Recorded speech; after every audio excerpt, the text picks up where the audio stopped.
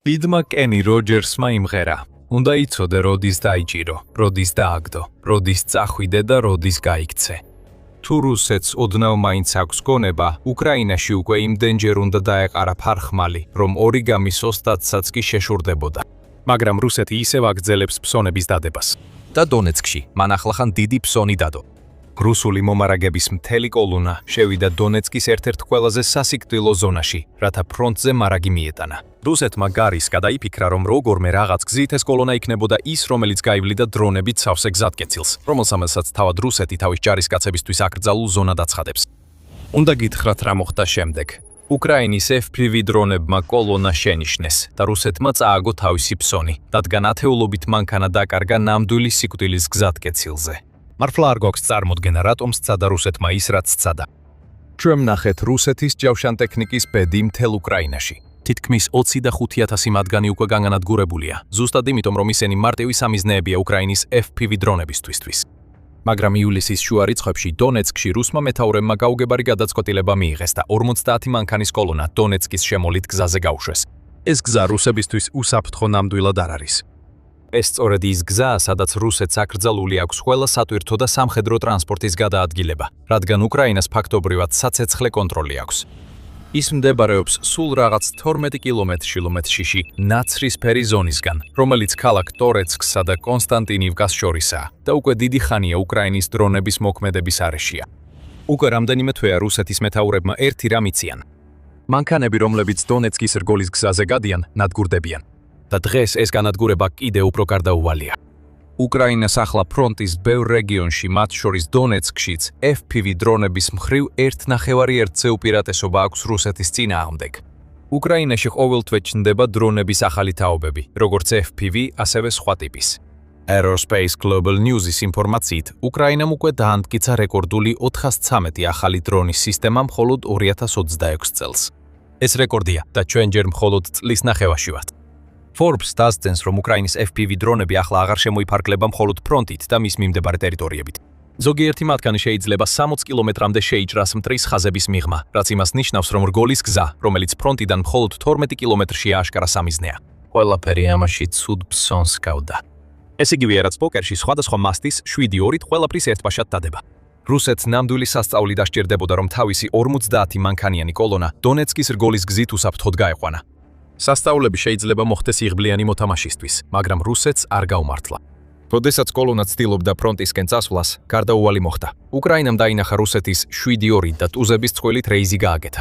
ან სხვაგვარად რომ ვთქვათ, უამრავი რუსული ტექნიკა განადგურდა მას შემდეგ, რაც პუტინის ძალებმა ისეთი წარმოუდგენლად სულელური ნაბიჯი გადადგეს, რომ გვიკვირს, საერთოდ როგორ დაამტკიცეს ეს გადაწყვეტილება. დონეცკის ფრონტის ხაზის უკან ივანე ფრანკოს ჯგუფი უყურებდა, როგორ დებდა რუსეთი ყველაზე ცუდ ფსონს, რაც კი დიდი ხნის განმავლობაში დაუდია. უკრაინის სახელმწიფო უსაფრთხოების სამსახურის ნაწილი, ეს ჯგუფი აკვირდებოდა კოლონას, რომელიც სავსე იყო სატვირთოებით, მიკროავტობუსებით, მანქანებითა და მოტოციკლეტებით და ტუჩებს ილოკავდა. კოლონას ნება დართეს ემგზავრა მალინივკის გარეუბნიდან, რომელიც რუსული ძალებისთვის მნიშვნელოვან ბაზად იქცა, რადგან ისინი ცდილობენ დონეცკის ციხესიმაგრეების ხაზში ხვრელი გააკეთონ. უკრაინამ თავისი ნაბიჯი იდეალურად გაათამაშა, რუსეთს კი ყოველ გასულ კილომეტრზე მეტი თავდაჯერებულობა მისცა. მალინივკა პრაქტიკულად თვალთახედვის მიღმა იყო ბევრი მანქანისთვის. ისინი თითქმის გასქუსულები იყვნენ უშუალო საფრთხის ზონიდან და ჩანდა, რომ გეგმა წარმატებით დასრულდებოდა. შემდეგ გამოჩნდნენ FPV დრონები და მათ გაანადგურეს რუსეთის კოლონაში მყოფი ყველა მანქანა. მიუხედავად იმისა, რომ დონეცკის რგოლის გზაზე აკრძალულია ტვირთისა და სამხედრო ტრანსპორტის გადაადგილება, #IFG მტკიცე ხელით და თქვენი შემოწირული დრონებით, რამდენიმე დამღოვი დააკავა. ივან ფრანკოს ჯგუფმა ხუმრობით დაწერა ტელეგრამის პოსტში და გამოაცხადა, რაც შეიძლება იყოს უკრაინის ომის ყველაზე პროგნოზირებადი წარმატება ამ დრომდე. და ეს არ არის ისე თითქოს მხოლოდ ამ ჯგუფის სიტყვას უნდა ვენდოთ, რომ ეს გიჟური დარტყმა მოხდა. არსებობს კადრები, ბევრი კადრი.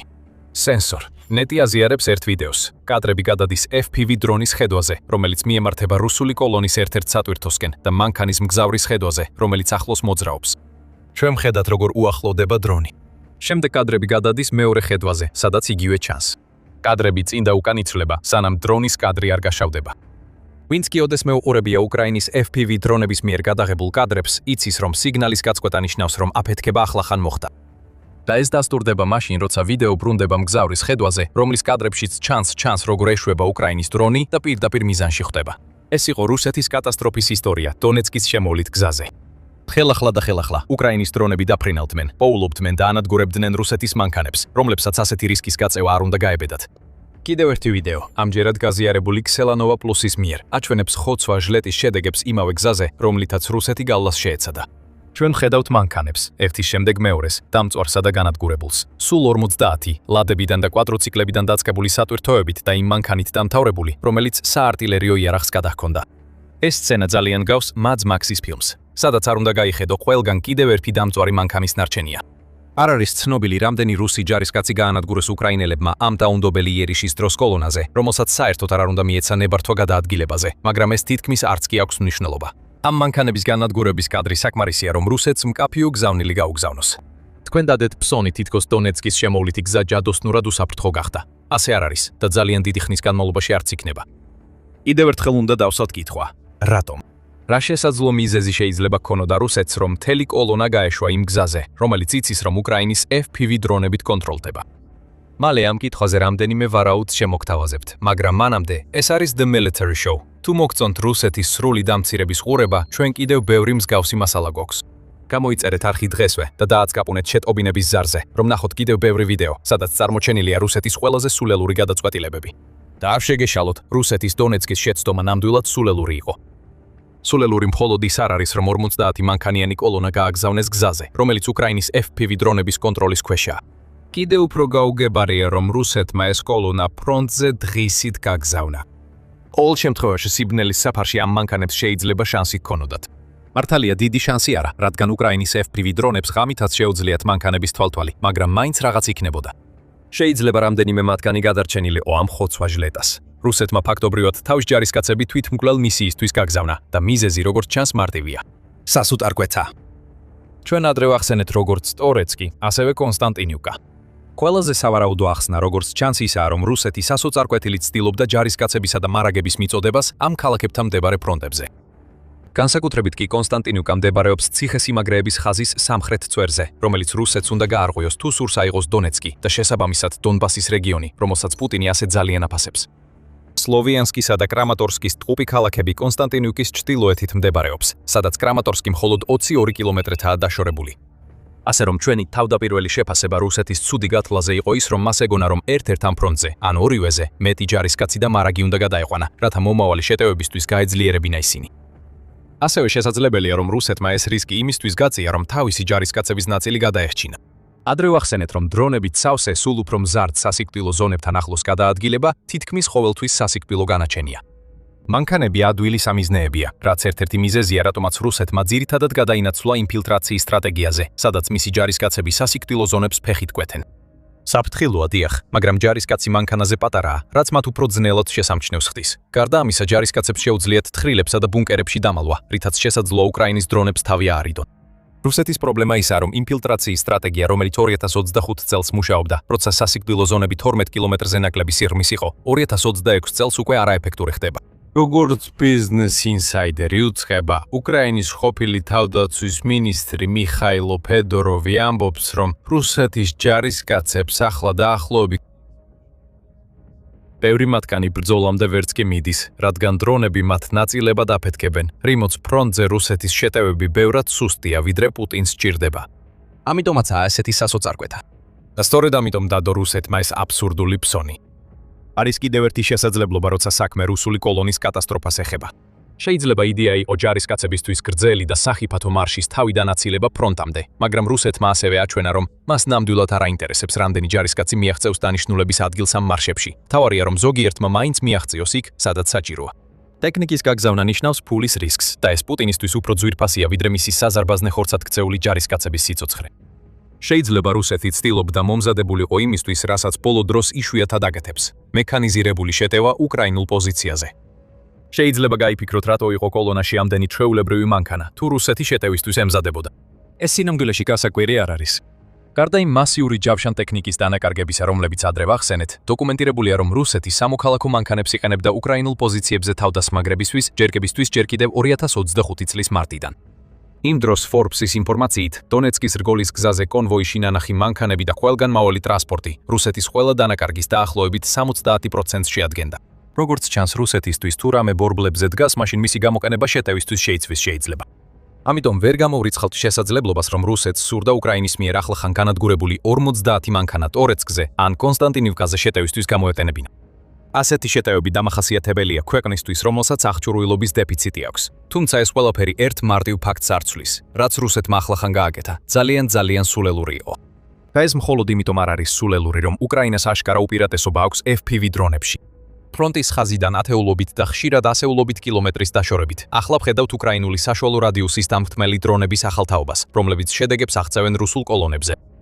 რადგან ფრონტის ხაზის განადგურების ზონები ფართოვდება 50 კილომეტრამდე, FPV დრონების ტექნოლოგიის განვითარებით, სატრანსპორტო განადგურების ზონა, ანუ ის ზონა, სადაც უკრაინა რუსულ მანქანებს ურტყამს, აღწევს 200 ან 300 კილომეტრამდე სიღრმეს. ციფრები ამას ამტკიცებს. Exis postში სამხედრო ანალიტიკოსი კლემენტ მოლანი აღნიშნავს, რომ უკრაინამ ივლისის პირველ კვირაში 240 რუსული სატვირთო და სატრანსპორტო საშუალება დააზიანა, რაც დღეში საშუალოდ 34 დარტყმას ნიშნავს. ეს საგრძნობლად გაზრდილია უკვე შთამბეჭდავ ივნისთან შედარებით, როდესაც უკრაინამ 586 მანქანა გაანადგურა, რაც დღეში საშუალოდ 19.5-ის შეადგენდა. და ეს ბევრად აღემატება იმას, რასაც უკრაინა წლის დასაწყისში აკეთებდა, როდესაც აპრილში მისი დღიური საშუალო მაჩვენებელი მხოლოდ ერთს ოდნავ აჭარბებდა. რამდენი ნიშანი სჭირდებოდა რუსეთს, რომ გაეგო, ძალიან ცუდ ფსონს დებდა დონეცკის რგოლის გზაზე. კონვოის გაგზავნა ამ გზაზე 2026 წლის დასაწყისში უკვე რისკიანი იქნებოდა, განსაკუთრებით მაშინ, როცა მანქანები უკრაინის FPV დრონების მოქმედების ზონაში აღმოჩნდებოდნენ. დაამატეთ საშუალო დონის დარტყმის დრონები და მივიღებთ იმას, რაც ვნახეთ, მეტალის სრული ხოცვა, რომელიც ვერასდროს მივიდოდა იქ, სადაც რუსეთს უნდოდა, როგორც კი შეამჩნიეს. ეხლა ორი კითხვა რჩება. რა შეიძლება გააკეთოს რუსეთმა, თუ საერთოდ რამე შეუძლია, რომ მომავალში დონეცკთან დაკავშირებულ ასეთ ავანტიურებში წარმატების შანსები გაზარდოს? და რაც შეეხება დონეცკს, რას ნიშნავს ეს დამამცირებელი მარცხი და რეგიონში მიმდინარე სხვა მოვლენები პუტინის მიზნებისთვის, რომელიც დონბასის დაპყრობას ისახავს? პირველი კითხვით დავიწყებთ, რადგან რუსეთი უკვე ცდილობს რაღაცებს, რომ თავისი ტექნიკა უკრაინის დრონებისგან დაიცვას. როგორც ჩანს, ამ ზომებში ღამით გადაადგილება არ შედის. ეს ალბათ ზედმეტად გონივრული იქნებოდა. მაგრამ როგორც ევრომაიდანის პრესი აღნიშნავს, ანტიდრონული დამცავი გალიები, რომლებიც რუსეთის ტანკებზე ხშირად ჩანს, ახლა უკვე სატვირთოებზე აყენებენ. ბევრ კოლონასთან ახლავს ცეცხლსასროლი იარაღით აღჭურვილი დაცვის ჯგუფებიც, რომლებიც დრონებს ჰაერში უნდა ჩამოაგდონ. არც ერთი მეთოდი არ მუშაობს. დაცვის ჯგუფები მხოლოდ მაშინ მუშაობენ, თუ ისინი ზუსტები არიან, რაც მოძრავი მანქანიდან ადვილი არ არის და მათ შეიძლება იმავე დრონებმა გაანადგურონ, რომლებსაც ისინი ცდილობენ შეამჩნიონ. რაც შეეხება გალიებს, მათ სატვირთოებისთვის იგივე უარყოფითი მხარეები აქვთ, რაც ტანკებისთვის. აქ დიდი კომპრომისია საჭირო, რადგან სიჩქარე იკლებს, როცა წონა მატულობს. სატვირთო, რომელსაც კოუპის გალია აქვს, შეიძლება უფრო დაცული სამიზნე იყოს, მაგრამ ის ასევე უფრო ნელია და ადვილად დასარტყამია. მართლა ასეა, უკრაინა კიდევ უფრო ამძიმებს რუსეთის კოლონის პრობლემებს, რადგან ახლა მას შეუძლია უფრო მეტი დრონი გამოიყენოს ვიდრე ოდესმე. ხელოვნური ინტელექტით აღჭურვილი დრონები უკვე ბრძოლის ველზეა. ზოგიერთი მათგანი ერთ ცალად მხოლოდ $6,000 ღირს.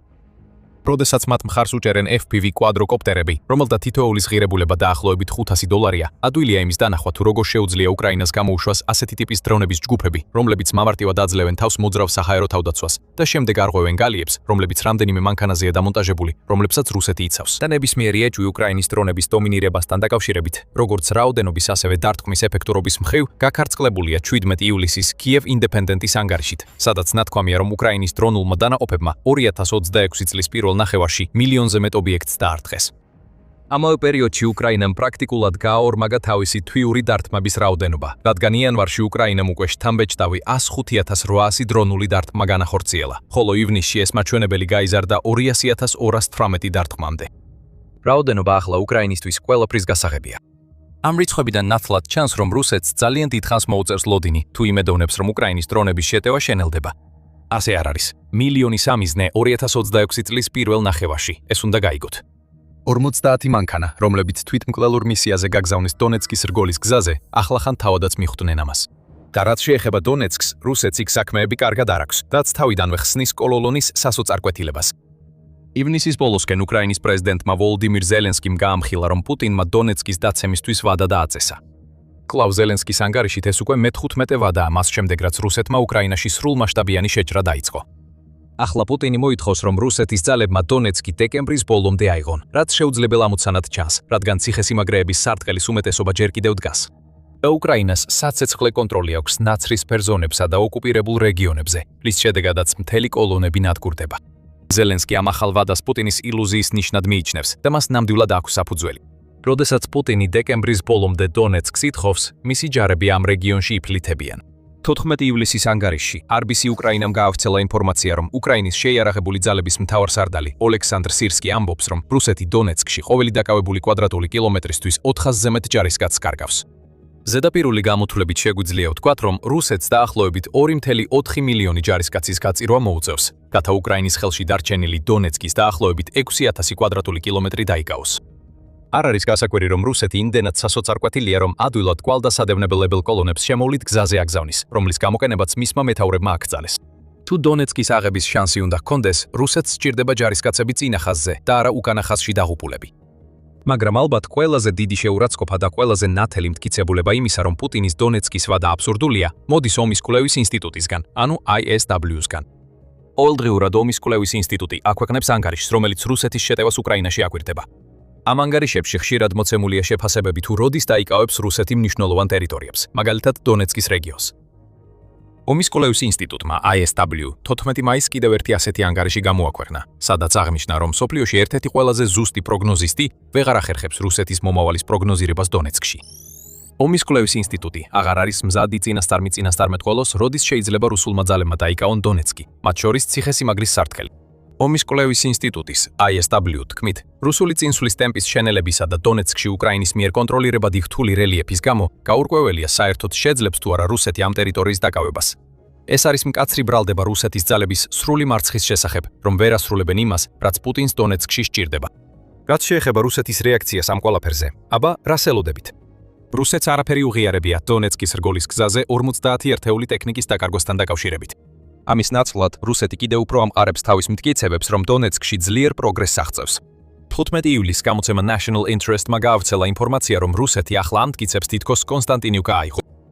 ეს მტკიცება რუსეთის გენერალური შტაბის უფროსის ვალერი გერასიმოვისგან მოდის, რომელსაც ხშირად უთქვამს, რომ დასახლებები აღებულია, მაშინ როცა სინამდვილეში რუსეთს მხოლოდ რამდენიმე ჯარისკაცის შეყვანა მოუხერხებია. დიდი ბრიტანეთის თავდაცვის სამინისტრო კატეგორიულად უარყოფს ამ მტკიცებას და აცხადებს, რომ საუკეთესო შემთხვევაში რუსეთი კონსტანტინივკის ურბანული ტერიტორიის მხოლოდ ნახევარს აკონტროლებს. ქალაქის სრულად რუსეთის კონტროლქვეშ გადასვლამდე ჯერ კიდევ დიდი გზაა გასავლელი. მიუხედავად ამისა, ამ ეგრეთ წოდებული გამარჯვების ამბავს პუტინს თაფლივით აწვეთებენ ყურში და ის სავსებით მზადაა იცხოვროს თავის ფანტაზიის სამყაროში, სადაც დეკემბრის ბოლომდე დონეცკის აღება შესაძლებელია. დონეცკის რგოლის გზაზე დაზიანებული მანქანების კოლონა ამის მაგალითია. შესაძლოა პუტინმა არასოდეს გაიგოს, რომ ეს კოლონა განადგურდა. ის იმდენად მოწყვეტილია დონეცკში რეალურად მიმდინარე მოვლენებს, რადგან თავს მხოლოდ მლიქვნელებით, როგორიცაა გერასიმოვი აკრავს, რომლებიც მხოლოდ იმას ეუბნებიან, რაც მას სურს მოისმინოს. უკრაინას ეს არ აინტერესებს. მან კიდევ ერთი დიდი გამარჯვება მოიპოვა, რომელმაც მნიშვნელოვნად დააზიანა რუსეთის მიერ დონეცკში დაგეგმილი შეტევები. რგოლის გზა სასაფლაოდ იქცა და თუ რუსეთის სარდლობა გონიერია, ძალიან დიდი ხნის განმავლობაში აღარ გააკეთებს ასეთ სულელურ ფსონს. მაგრამ ვის ვატყუებთ? შემოგვიერთდით ხვალ, როცა კიდევ ერთ სულელურ აზარტულ ნაბიჯზე მოგახსენებთ, რომელიც რუსეთმა გადადგა. სხვათა შორის მხოლოდ ნახევრად ხუმრობთ. უკრაინის დრონებს შეუძლიათ ძალიან შორს გაფრენა და იმდენად შორს აღწევენ და იმდენს ხედავენ, რომ რუსეთი 2026 წელს მთელ კოლონებს ვეღარ დამალავს. რუსეთმა ეს უნდა იცოდეს. სულ რამდენიმე დღით ადრე ვიდრე ეს ამბავი გავრცელდებოდა, გავიგეთ, რომ უკრაინამ აღმოაჩინა საიდუმლო საწვავის საცავი, რომელიც ცემენტის ქარხანაში იყო დამალული დონეცკში. უკრაინამ იპოვა ეს საცავი და დაიწყო ოპერაცია ჯოჯოხეთი მის წინააღმდეგ. შემდეგ რა მოხდა, ამას ჩვენი ვიდეოს ყურებით გაიგებთ. თუ მოგეტონათ ეს ვიდეო, არ დაგავიწყდეთ გამოიწეროთ The Military Show, რადგან ჩვენ კიდევ ბევრ რუსულ კატასტროფულ შეცდომას გაგაცნობთ უკრაინაში მათი წარუმატებელი შეჭრის დროს. მადლობა ყურებისთვის.